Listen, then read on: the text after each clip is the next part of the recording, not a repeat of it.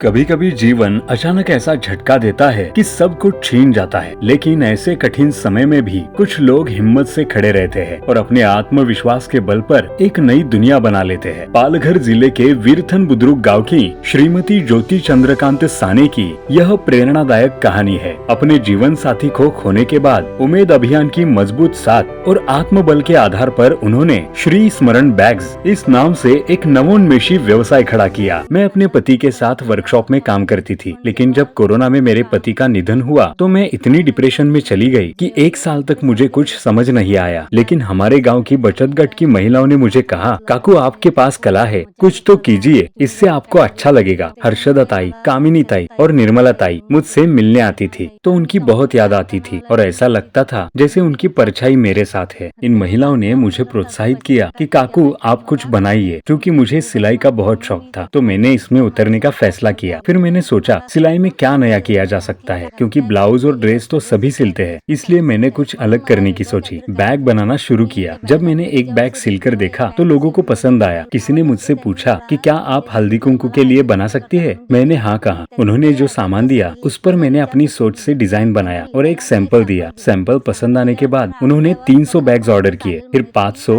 और 700 बैग की मांग आई। ग्राम पंचायत से भी ऑर्डर मिला और मैंने 1300 बैग सील कर दिए। इस तरह मेरा व्यवसाय धीरे धीरे बढ़ता गया और इसका मुख्य कारण था हमारे बचत गट की महिलाओं का लगातार प्रोत्साहन। फिर उम्मीद की निर्मला मैडम ने कॉल किया और पूछा, क्या आप स्टॉल लगा सकती है? और जब मैं स्टॉल लगाती थी तो केवल 4 दिन में मुझे 1 महीने जितना मुनाफा हो जाता था। आज ज्योति ताई अपने श्री स्मरण बैग्स व्यवसाय के अंतर्गत कई प्रकार के बैग्स बनाती है। उनके बैग्स केवल सुंदर ही नहीं बल्कि टिकाऊ और उत्तम दर्जे के होते हैं। हर बैग में उनकी मेहनत, कला और ग्राहक की जरूरत की समझ दिखती है। इसलिए उनके बैग्स की मांग भी बहुत अधिक है और ग्राहकों द्वारा खूब पसंद किए जाते हैं। श्री स्मरण व्यवसाय में मैं jute bags, travel bags, school bags, hand bags, pouch और छोटे पर्स भी बनाती हूँ, जो हाथ में आसानी से ले जा सकते हैं। ग्राहकों की पसंद और मांग के अनुसार मैं बैग्स बनाती हूँ। शुरू में मेरे पास एक ही मशीन थी। अब जब प्रोडक्शन बढ़ा तो मेरे पास 4 मशीनें हैं। मैं कच्चा माल उल्लासनगर और मुंबई के मार्केट से लाती हूँ। कुछ सामग्री सूरत से भी आती है। मैं कॉटन, पॉलिस्टर और जरूरत पड़ने पर लेदर और जूट का भी उपयोग करती हूँ। मेरा वार्षिक आय कम से कम 2 लाख है। कोरोना के बाद का 1 साल मुश्किल था, लेकिन अब का समय सुखद और आनंददायक है। अब मुझे फिर से उत्साह महसूस होता है। जो मैं डिप्रेशन में थी, उस डिप्रेशन से उम्मीद ने मुझे बाहर निकाला। इसलिए थैंक यू उम्मीद।